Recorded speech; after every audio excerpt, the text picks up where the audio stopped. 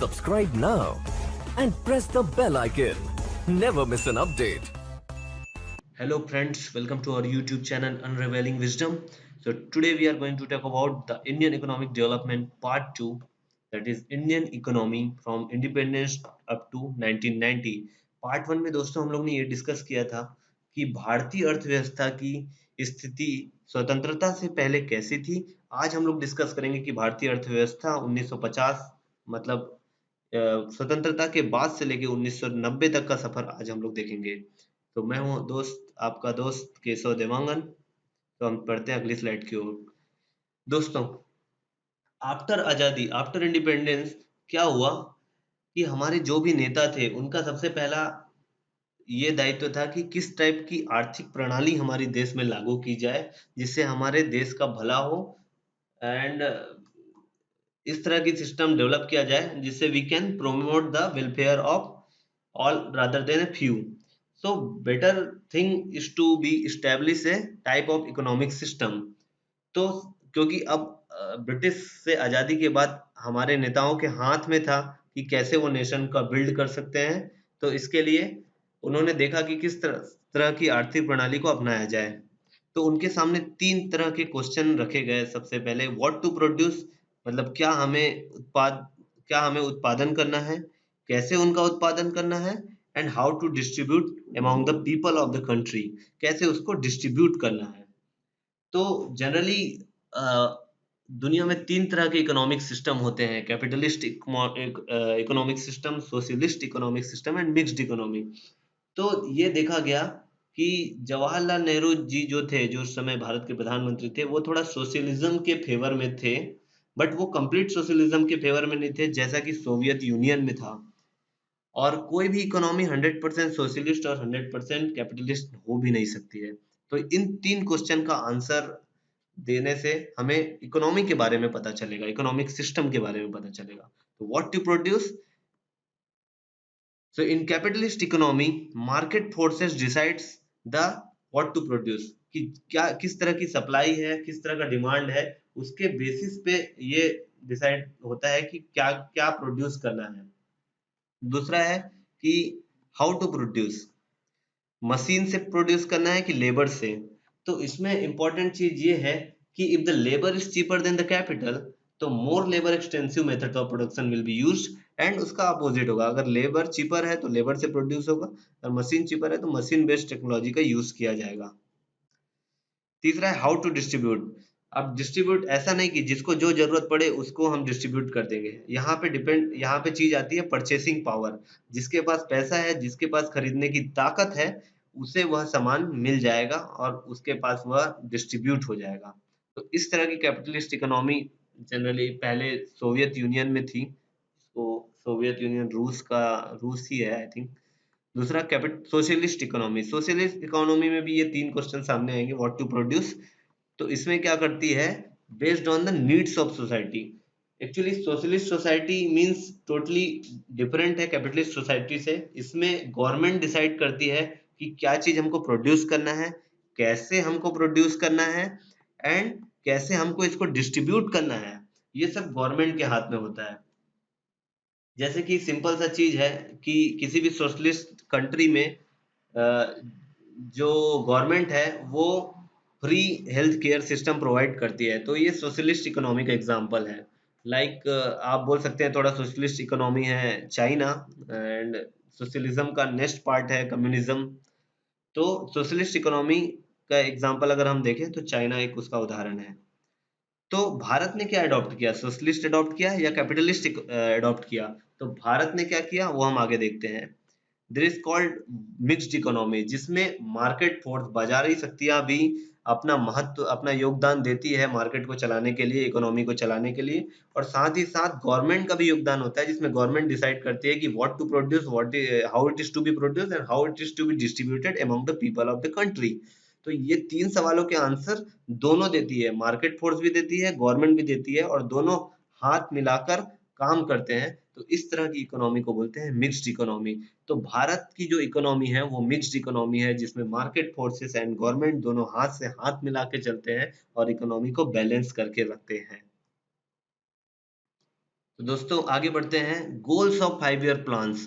जब हमारा देश आजाद हुआ उसके बाद सबसे पहला काम हम लोगों ने इकोनॉमिक सिस्टम का बनाया अपना, कि किस तरह का हमारा इकोनॉमिक सिस्टम रहेगा। दूसरा काम ये किया गया कि प्लानिंग कमीशन बनाया गया, जिसके तहत ये डिसाइड किया गया कि अगले 5 साल में हम क्या क्या करते जाएंगे।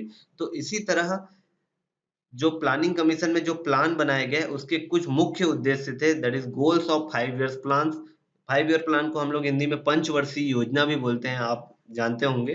तो 1950 से 1990 के बीच 7 पंचवर्षीय योजना थी। तो उसके मुख्य उद्देश्य क्या थे वो हम आज देख लेते हैं, क्योंकि कोई भी प्लान को गठित करने से पहले उसका उद्देश्य निर्धारित किया जाता है। तो गोल्स ऑफ 5 ईयर्स प्लान। तो फर्स्ट गोल इज ग्रोथ।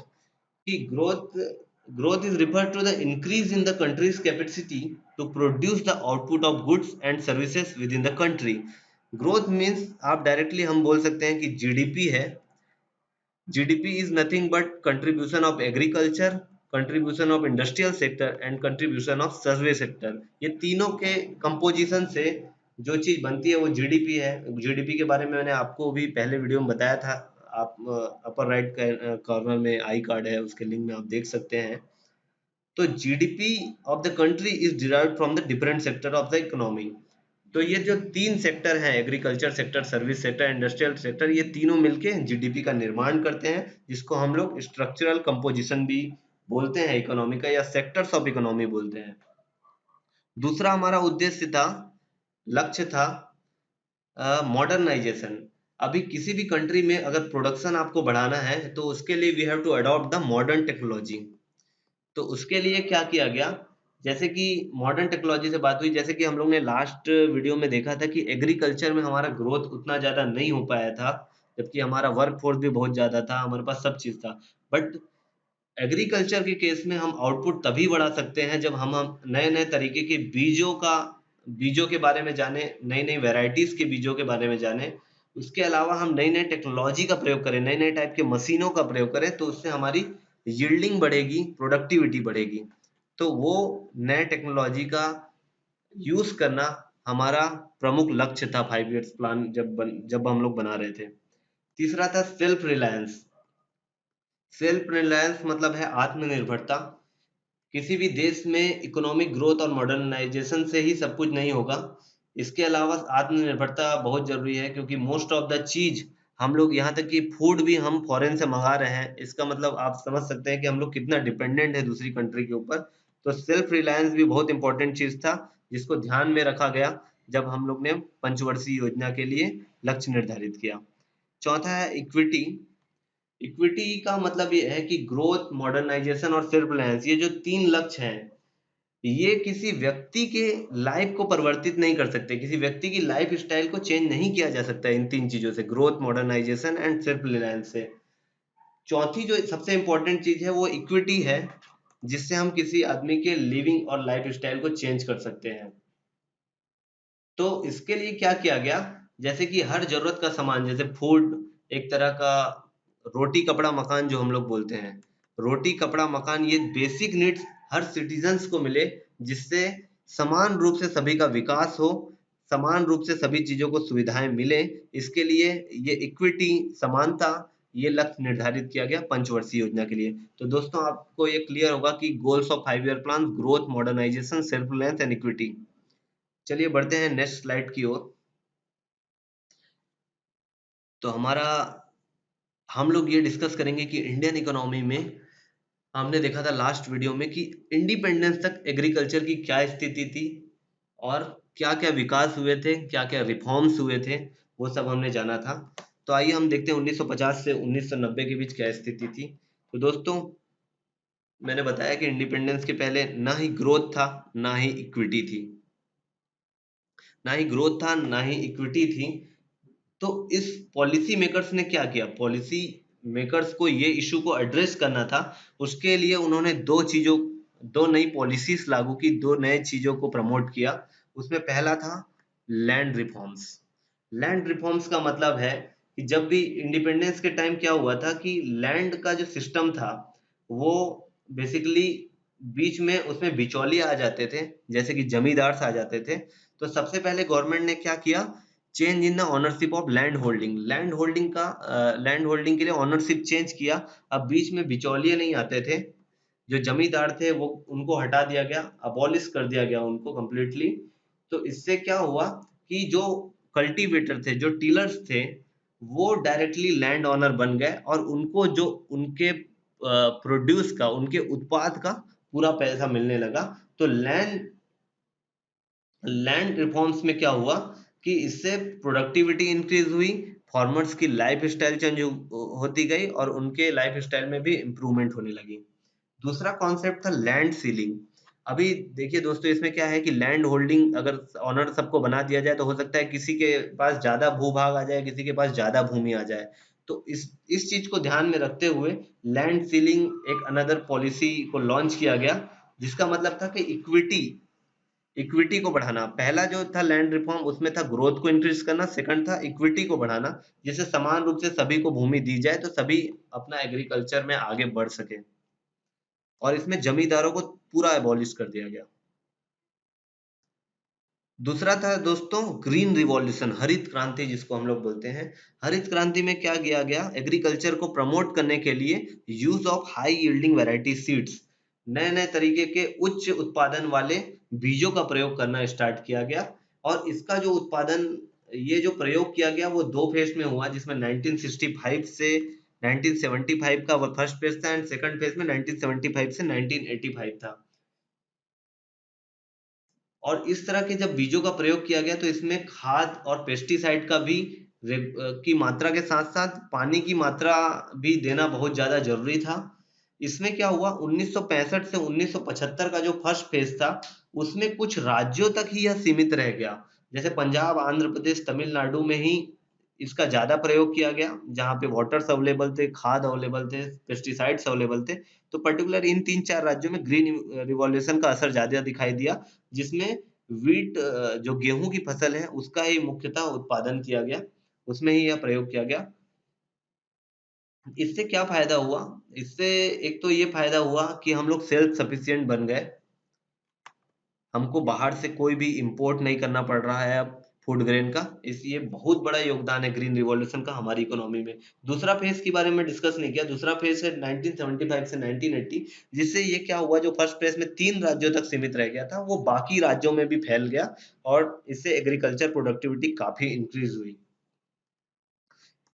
तो इसका रिजल्ट क्या था, increase in the agricultural productivity. तो दोस्तों हम अब चलते हैं इंडस्ट्री एंड ट्रेड के बारे में। पिछले वीडियो में हमने देखा कि इंडस्ट्री की क्या स्थिति थी स्वतंत्रता की समय और स्वतंत्रता के पहले। तो उसमें हमने देखा था कि आयरन और स्टील की कुछ इंडस्ट्री हुआ करती थी, कॉटन एंड जूट के कुछ मिल्स ही हुआ करते, इंडस्ट्री के नाम पे कुछ नहीं था इंडिया में। तो आजादी के बाद क्या पॉलिसीज लाई गई, क्या इवोल्यूशन हुआ, हमारी क्या रिवॉल्यूशन हुआ इंडस्ट्री सेक्टर में, वो आज हम देखेंगे। तो पहला है public and private sectors in Indian industry development. तो पब्लिक एंड प्राइवेट सेक्टर्स की बात की गई। अभी ऐसा हमने बताया कि मिक्स्ड इकोनॉमी है, जिसमें पब्लिक का भी पार्टिसिपेशन है and private, public means government and private means the local people. तो दोनों का इन्वेस्टमेंट इंडस्ट्री में होने लगा, जिससे हमारा इंडस्ट्रियल ग्रोथ काफी इंक्रीज हुआ। अभी इसमें क्या था, बहुत सारी चीजें थी। अभी बहुत सारे लोग थे, ऐसे लोग थे जो इंडस्ट्री लगाना चाहते थे बट उनके पास कैपिटल नहीं था, और बहुत सारे ऐसे लोग थे जो कैपिटल जिनके पास था बट अपॉर्चुनिटी नहीं थी। तो इसमें क्या किया गया, गवर्नमेंट ने कुछ पॉलिसीज बनाई, जिसमें 3 पार्ट में कंपनियों को और इंडस्ट्रीज को डिवाइड किया गया। वो रिजोल्यूशन क्या था वो हम देखते हैं। इंडस्ट्रियल पॉलिसी रिजोल्यूशन 1956, जिसके तहत, जिसका मेन उद्देश्य था state controlling the commanding Heights of economy. इस रिजोल्यूशन में ये सेकंड 5 ईयर प्लान में ये रिजोल्यूशन आया था और इसमें सोशलिस्ट पैटर्न को थोड़ा अडॉप्ट किया गया था। इस रिजोल्यूशन के तहत किसी भी इंडस्ट्री को 3 कैटेगरी में डिवाइड किया गया था। ये 3 कैटेगरी मैं आपको दिखा रहा हूँ। पहला कैटेगरी स्टेट ऑन्ड कंपनी और स्टेट ऑन्ड इंडस्ट्री, जिसमें रेलवे और एटॉमिक एनर्जी एक्सेट्रा थे। मैं एग्जांपल के तौर पे बता रहा हूँ, रेलवे में कोई और प्राइवेट फर्म नहीं था, कोई प्राइवेट पार्टिसिपेशन नहीं था, railway is totally on by the government. Atomic energy भी इसी तरह है। दूसरा था public sector, that is called PSU, public sector undertaking और पब्लिक सेक्टर एंटरप्राइजेस, जैसे बीपीसीएल, गेल, आईओसीएल, सेल एक्सेट्रा। इसमें क्या था कि गवर्नमेंट का गवर्नमेंट ऑनर था, गवर्नमेंट का शेयर्स इस कंपनीज में ज्यादा था, साथ ही साथ प्राइवेट पार्टनरशिप भी था। तीसरा था प्राइवेट सेक्टर। प्राइवेट सेक्टर में भी ऐसा नहीं कि कोई भी ऐरा गैरा आया और कंपनी खोल के चला गया, उसमें भी एक सिस्टम बनाया गया था कि ताकि स्टेट मींस गवर्नमेंट उसको कंट्रोल कर सके। तो इसमें क्या था, control of state through the licence system बनाया गया, जिसमें लाइसेंस लेना होता था किसी भी प्राइवेट फर्म को अपनी कंपनी खड़ा करने के लिए। तो इस पॉलिसी का पर्पस ये था कि हम प्रमोट करें इंडस्ट्री को बैकवर्ड रीजन में, सभी रीजन में समान रूप से इंडस्ट्री का डेवलपमेंट हो, रीजनल इक्वलिटी आए। तो ये इसका मुख्य उद्देश्य था। उसके अलावा कुछ और चीजें थी, जैसे स्मॉल स्केल इंडस्ट्री। 1955 में करवे कमेटी आती है जो कि रिकमेंड करती है कि स्मॉल स्केल इंडस्ट्री का गठन हो। इसका डेफिनेशन ये है कि it is defined with the maximum investment allowed on the assets of unit. किसी भी इंडस्ट्री में किसी एसेट का कितना मैक्सिमम इन्वेस्टमेंट होगा, उस दायरे के हिसाब से स्मॉल स्केल इंडस्ट्री का गठन किया गया था। उसके बाद क्या हुआ था, इसका मुख्य उद्देश्य ये था कि ये लेबर इंटेंसिव मार्केट है, लेबर इंटेंसिव इंडस्ट्री है, इसमें ज्यादा से ज्यादा चीजें लेबर की सहायता से बनेगी, इससे हमारे देश में रोजगार बढ़ेगा, इसका ये मुख्य उद्देश्य है। साथ ही छोटे छोटे जो इंडस्ट्रियलिस्ट थे उनको अपना बिजनेस डेवलप करने का मौका मिला इसके माध्यम से। तो इसमें क्या क्या फायदे थे, इसमें लोगों को बैंक लोन्स बहुत ही कम इंटरेस्ट रेट पे मिल जाते थे, लोअर एक्साइज ड्यूटी थी, ये सब फायदे दिए गए जिससे लोग आगे बढ़ के आए और अपना इंडस्ट्री डेवलप करें।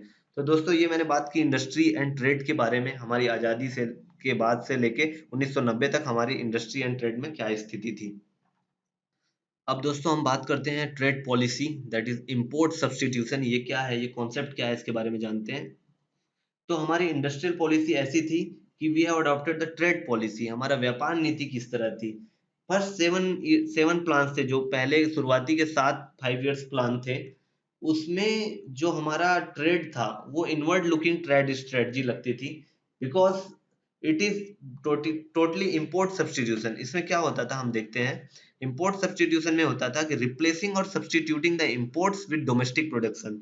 मतलब कोई भी चीज जो इंपोर्ट हो रही है उसके बदले में इंपोर्ट ना करके हमको डोमेस्टिक लेवल पे या अपने घर में ही उन चीजों को प्रोड्यूस करना है। तो ये चीज था। इसमें क्या हो रहा था, protection of domestic industries from foreign competition. इसमें क्या हो रहा था कि फॉरेन कंपनीज है वो डेवलप्ड कंट्री है, मोस्ट ऑफ द हम लोग का जो इम्पोर्ट होता था वो डेवलप्ड कंट्री से होता था, और जो हमारे देश की जो कंपनियां हैं वो फॉरेन कंपनियों से जो कि डेवलप्ड हैं उनसे कंपटीशन करना बहुत ही मुश्किल था। तो उनके इंटरेस्ट को बचाने के लिए, उनको प्रोटेक्ट करने के लिए ये नीति लाई गई, जिसमें हम इंपोर्ट करने की बजाय हम अपना खुद का प्रोडक्शन स्टार्ट करें। तो इसमें ऐसा नहीं है कि कोई भी आके स्टार्ट कर सकता है, जो फॉरेन में मिल रहा है उसको हम कभी भी स्टार्ट कर सकते हैं। इसमें दो चीजें रखी गई, एक था टैरिफ। टैरिफ मीन्स टैक्स होता है, tax on the imported goods. Import जो भी चीज हो रहा था उसको टैक्स लगाया जाता था, जिससे वो इंपोर्टेड मटेरियल इतना ज्यादा कॉस्टली हो जाए कि उसको कोई ना खरीदे, और we should discourage their use. तो उसको कोई ना खरीदे, इसलिए उस पर ज्यादा से ज्यादा टैक्स लगाया जाता था। दूसरा क्या था, quota. Quota means quantity of goods to be imported. कितना चीज इंपोर्ट करना है वो गवर्नमेंट डिसाइड करती थी। तो इससे क्या फायदा हुआ कि इंपोर्ट कम होने लगा और उन चीजों को हम इंडिया में बनाने लगे। उसके बाद क्या हुआ, the policy of protection is based on the notion that industries of developing country are not in position to compete with against the good produced by more developed economies. क्योंकि जो डेवलप्ड इकोनॉमीज है उसके साथ हमारा competition करना उस time मुश्किल था। आइए देखते हैं दोस्तों, contribution of industry sector to GDP. GDP का में कितना कंट्रीब्यूशन था इंडस्ट्री सेक्टर का। तो 1950-51 में 14% कंट्रीब्यूशन मात्र था जीडीपी में इंडस्ट्री सेक्टर का, जो कि 1990 से 91 में 26% हो गया, ऑलमोस्ट डबल हो गया। तो इन सब पॉलिसी की वजह से हमें इतना फायदा हुआ कि हमारा कंट्रीब्यूशन इंडस्ट्री सेक्टर का जीडीपी में ऑलमोस्ट डबल हो गया। तो थैंक यू दोस्तों for watching my videos. Do subscribe our channel for more updates. Thank you, have a good day.